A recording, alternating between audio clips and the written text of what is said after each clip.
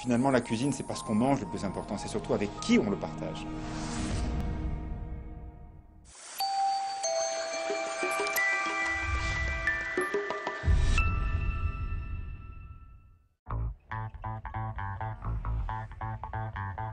Morzine est un véritable village avec son clocher, ses commerçants, ses balcons fleuris l'été. Il est fait bon vivre, même s'il manque quelques agriculteurs. C'est vrai que la vallée a eu pendant de nombreuses années le fait d'avoir ces ardoisières qui ont permis à ces familles de vivre. Et voilà, aujourd'hui, Morzine veut s'inventer une autre histoire. Le ski est très présent l'hiver et chacun maintenant veut croire aussi à l'été. Comment parler de Thierry ? En plus, c'est quelqu'un qui aime bien brouiller les pistes. On veut rencontrer un cuisinier, il nous sert à Montagnard. Quand on veut rencontrer le Montagnard, il va dans son atelier d'artiste.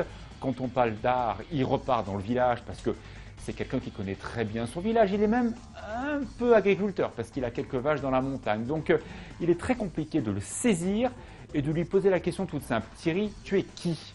Et je ne suis pas sûr d'avoir d'ailleurs trouvé la vraie réponse à la question.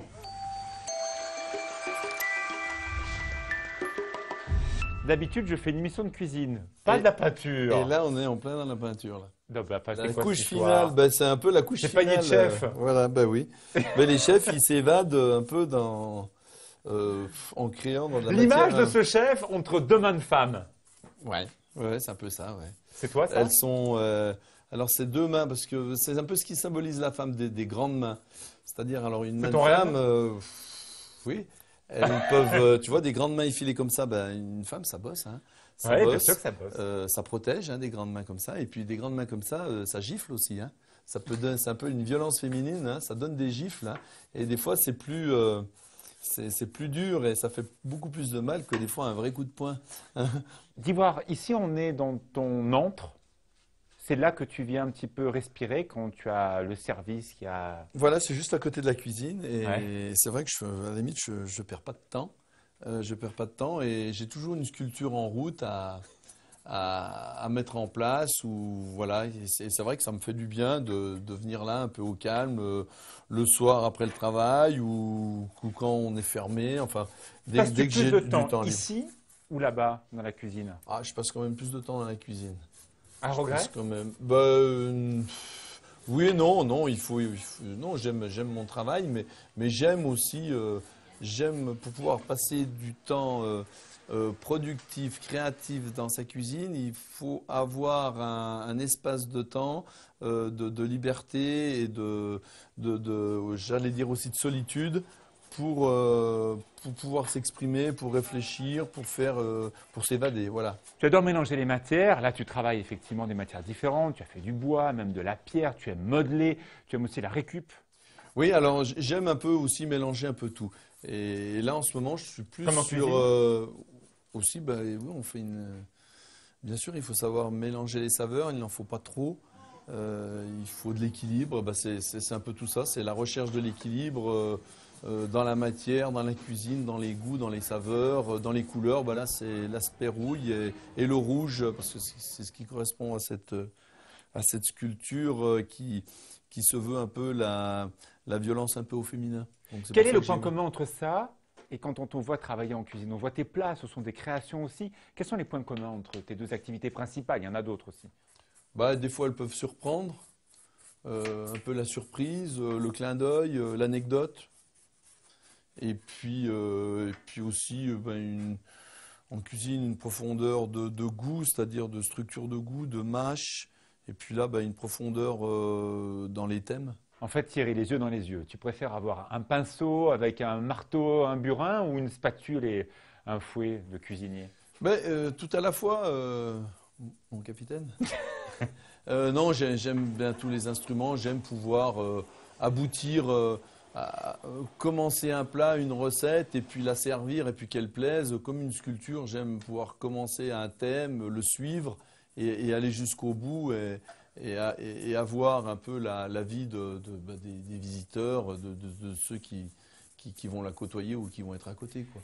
Les Morzinois qui te rencontrent voient toujours Thierry habillé différemment, soit en montagnard, soit effectivement en artiste, soit en chef de cuisine. Tu changes de costume 20 fois par jour. C'est un peu ça, on se change. Bah oui, il y a la mise en place le matin, il y a la visite des fournisseurs aussi le matin. Donc c'est vrai qu'on change plusieurs fois de tenue. L'après-midi, on peut se mettre aussi à la sculpture. Donc oui, bien sûr, il faut savoir se changer parce que Tu aimes bien ça aussi, entre guillemets, te déguiser, te changer de costume pour faire des choses différentes? oui, et puis c'est nécessaire. Ouais. Oui, bien sûr.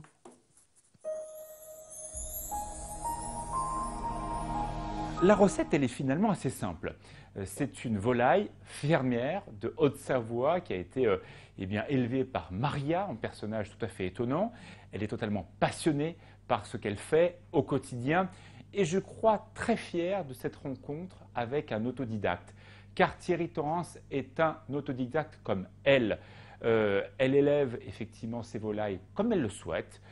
Évidemment, il y a un cahier des charges à respecter, mais elle a envie d'y mettre sa patte, elle a envie d'y mettre son identité. Et je crois que ce type de produit a sa place à la chamade, clairement. Le Cougnu à pattes bleues est une race qui n'existe que depuis 1995. Des éleveurs ont voulu faire un poulet, un lointain cousin du poulet de Bresse. Et donc c'est un croisement d'une ancienne poule noire avec un coq plumage blanc et des belles pattes bleues. Ce qui a donné le Cougnu à pattes bleues. Donc c'est une chair qui est ferme, c'est une croissance qui est très très lente. Et c'est une chair qui est très très savoureuse et juteuse. Alors, une journée type sur l'exploitation, c'est le matin bonne heure, on arrive, on ouvre les poulets, les pintades, on les laisse sortir à leur rythme. Là, parce que la volaille, elle se débrouille toute seule, donc elle sort, elle mange, il y a à boire, à manger.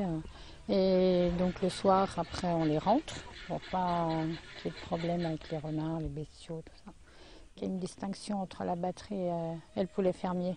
Là, ils mangent de l'herbe, ils mangent des vers de terre, des cailloux, notre blé, notre maïs. Non, ça n'a rien à voir du tout. Non.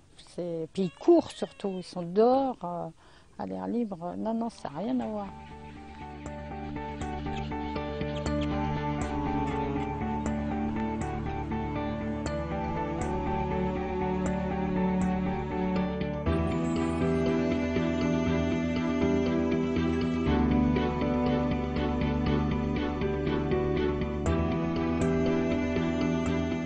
L'abattage, je préfère le faire moi-même parce que je sais comment c'est fait. Je sais si le poulet, quand je le vide, il est propre ou pas propre. Je préfère le faire moi parce que je sais comment c'est fait.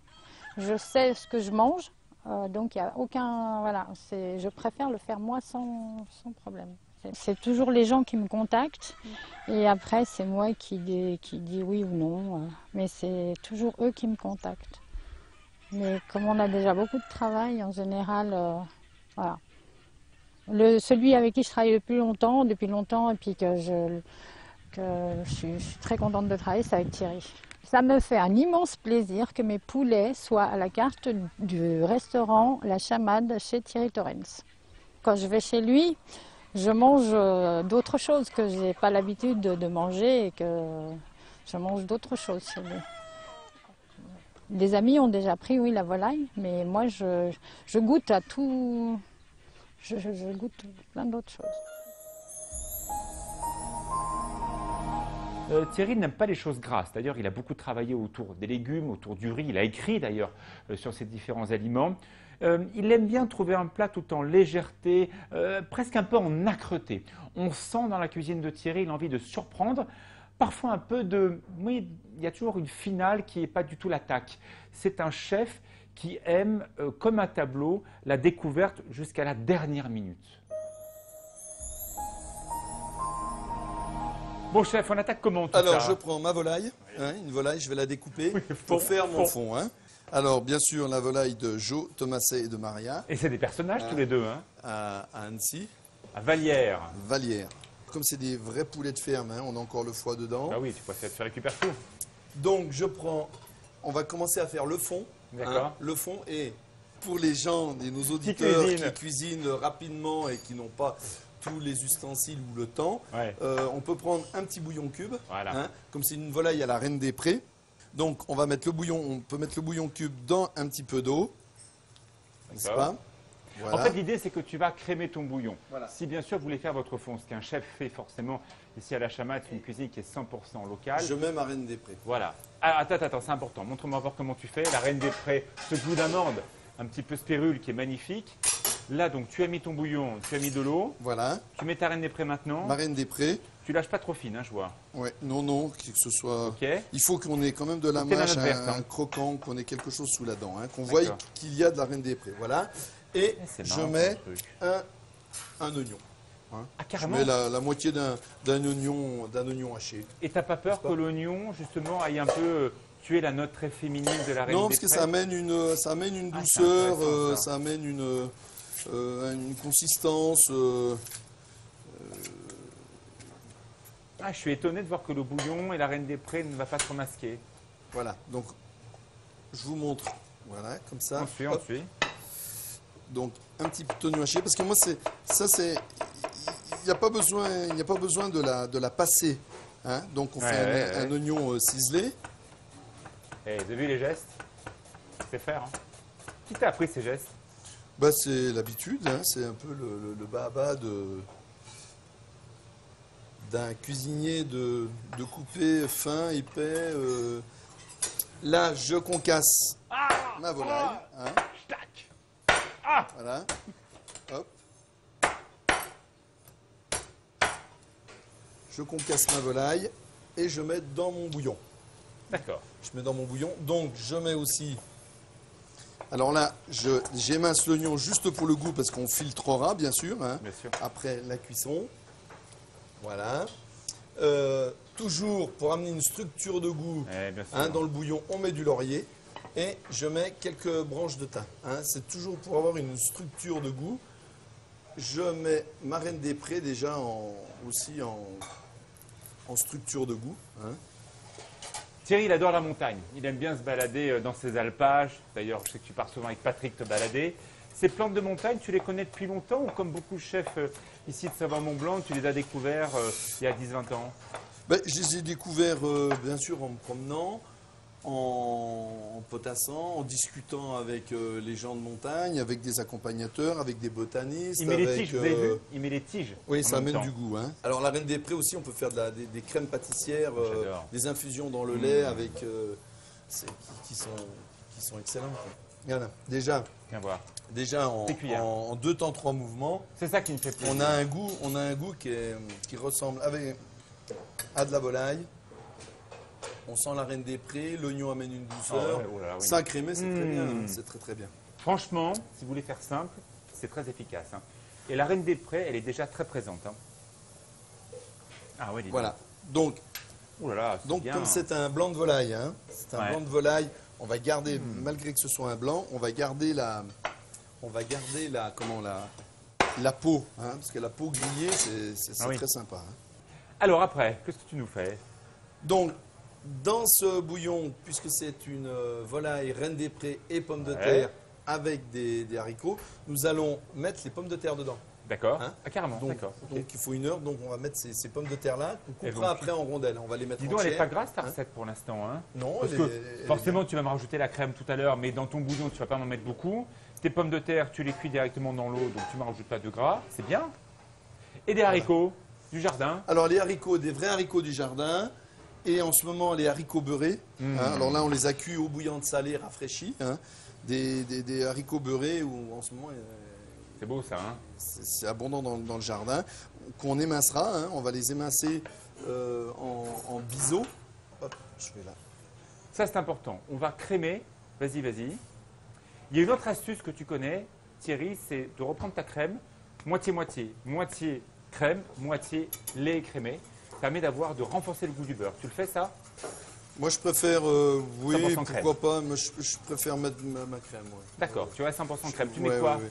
De la fleurette allégée, tu mets quoi? Alors, c'est 100% une crème 35%. entière Hein, c'est une 35%, d'accord. Alors, si on en met peu et on la laisse pas trop cuire, on n'a pourrais pas faire de moitié-moitié. problème de... Bah, c'est couper la matière grasse, mais il faut qu'elle est bonne. Et surtout, comme tu as comme un bouillon qui est bien infusé, ça suffit amplement. C'est bien. Voilà. Très bien. Voilà. Alors, raconte. Alors, j'ai snacké et découpé ma volaille, hein, mon blanc de volaille. Hop.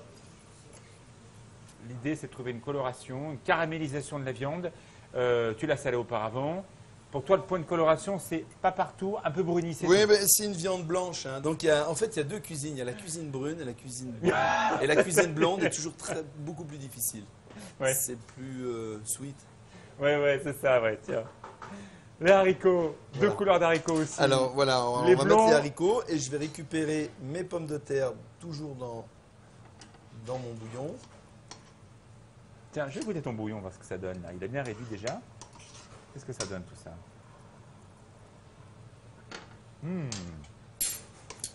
C'est vrai que là, on est sur une recette. Alors, il y a un petit peu de crème, que à 35%, on l'a vu. Tout le reste, il n'y a quasiment pas de matière grasse. Un tout petit peu pour snacker. C'est une ta viande cuisine au blanche. bouillon avec une crème. Bon, il faut une crème qui soit. Mais comme elle a très peu. Elle a très peu mijoté. À Hein, vue on de avait nez, un là, sur bouillon ton qui avait été assiette, là, corsé. tu dois être à 350-400 calories, pas plus, parce que la portion de viande, elle n'est pas non plus énorme. Hein. Tu as quoi, 100, 125, 130 grammes de viande, pas plus. On le voit effectivement que tes pommes de terre, tu n'en mets pas non plus beaucoup. Quelques haricots beurrés, bien sûr, mais à peine. Et puis voilà, cette sauce, et puis ça va bien pour déjeuner. Comme il fait beau, comme il fait bon, on va dîner dehors. Je vais choisir un petit vin rouge de Savoie, puis ça ira très bien. Ça te dit? Et voilà, bon Allez, appétit. parfait. Est-ce un artisan ou un artiste? Les deux finalement. Parce que il a les gestes techniques d'un artisan. Quand on le regarde travailler en cuisine, il va très très vite. Il connaît par cœur comment couper effectivement ce col nu, comment émincer un oignon. Je crois que c'est quelqu'un qui a fait vraiment son compagnonnage. Il n'a plus rien à apprendre. Il est toujours en train de se réinventer. C'est un personnage qui est totalement en mutation, mais permanente. Bon, c'est pas tout, on a faim. Hein. Ben oui, Tu arrives à te poser pour manger avec moi? Oui, avec plaisir. C'est vrai? Et on va regarder tout ça. quoi, Allez, hein. on va manger, on va voir tout confirmer. ça. Tu as ton vin, c'est bon. Est-ce que tu as le temps de t'arrêter ou ça arrive jamais? Bien sûr, je prends le Valérie, temps. ton épouse nous sert tout ça. Merci beaucoup. C'est très gentil. On attaque comment? Il y a de la Reine des Prés. Il y a... Alors, je pense qu'il faut déjà Ben, vas-y. attaquer cette belle Tu manges pas tes volaille. plats Il faut attaquer cette volaille un peu avec une chair. C'est une volaille qui a couru. Notre ami Joe, il a fait Comme le toi maximum. Ouais, il court. Ouais. En cuisine, on court. Ouais. Tu cours comme la volaille. Bon appétit. Oh, c'est bien. Parce qu'avec la Reine des Prés, on sent ce petit goût d'amande qui vient juste réveiller un petit peu ta volaille, qui est très très bonne. Alors, on a un gros haricot vert. Et en ce moment, on est en plein dedans, hein, le jardin fourni. Plus le beurré. Un haricot qui est un peu oublié, le beurré. Il est un peu oublié, mais il est goûteux, il est dense, il a du croquant. C'est marrant parce que toi qui es un fou de légumes, d'ailleurs tu as écrit un bouquin sur le riz, sur les légumes, il y a cette longueur en bouche du haricot beurré qui permet de récupérer effectivement ce bouillon qu'on a fait tout à l'heure, que tu as crémé, et ça donne de la longueur en bouche. C'est parfait tout ça. Et puis le haricot, c'est toujours... on a la pomme de terre, bon, légume un peu racine hein, de la terre. Ouais, très bien. Et puis on a ces haricots qui sont un peu... tu sais, qui sont à 30 cm du sol, là, qui poussent, qui sont aériens. Et c'est un peu le haricot vert, en l'occurrence, c'est un peu la noblesse du légume. Un peu, c'est comme l'asperge, ça cherche l'air, c'est en l'air, c'est... Très bon. Voilà, c'est fin, ça cale pas un bon estomac, mais c'est goûteux et le haricot beurre vient un peu le concurrencer. Parle-moi un peu de cet endroit. En haut, il y avait une boîte de nuit, la Chamade.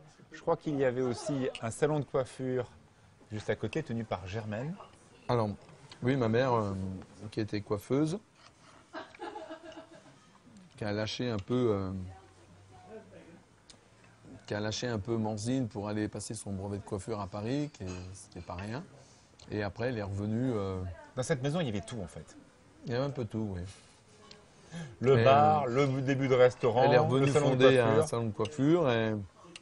Et c'était une époque aussi où il y avait beaucoup de restaurants d'hôtel, il n'y avait pas beaucoup de restaurants. Et ils ont eu l'idée de monter un peu un restaurant de nuit avec des crêpes, des pizzas, des grillades. Et ça a marché très fort parce que les gens n'avaient pas l'habitude de voir ça. On m'a raconté Et que au toutes fil, les décisions étaient forcément fusionnelles entre Germaine et Thierry. Oui, c'est mon épouse qui dit ça. Je sais pas. Mais, C'est vrai ou pas? mais oui, oui, c'est vrai. Bah, il y avait les années ont fait qu'il y a eu, c'est vrai qu'il y a eu une complicité que je retrouve maintenant avec mon épouse, bien sûr. Bien sûr, quand on est un peu sur le même bateau, bah oui, on a intérêt d'avoir beaucoup de complicité avec les gens qui sont dedans, hein. Autrement, le bateau, il avance pas ou il avance mal. Patrick connaît parfaitement Thierry car ils sont morzinois tous les deux. Ils ont une petite différence d'âge, mais il y a beaucoup de respect, beaucoup d'estime. Ce sont des grandes familles morzinoises. Tous les deux ont eu leurs parents et leurs grands-parents, voilà, qui a eu un moment une affaire importante à Morzine. Ils se sont tous les deux posé beaucoup de questions. Mais s'il y avait un seul élément sur lequel ils n'ont pas du tout transigé, ni l'un ni l'autre, c'était le fait de quitter à un moment cette vallée de Morzine. Patrick, d'un côté, il aime le bois, il fait ses masos, il est hôtelier, on sent qu'il a le contact, la fibre des gens, il a envie de partager un bout de moment avec ses clients. Et Thierry, c'est la même chose. Thierry, il pratique 50 métiers à la fois, mais tout ça au même endroit, au même moment, c'est à Morzine.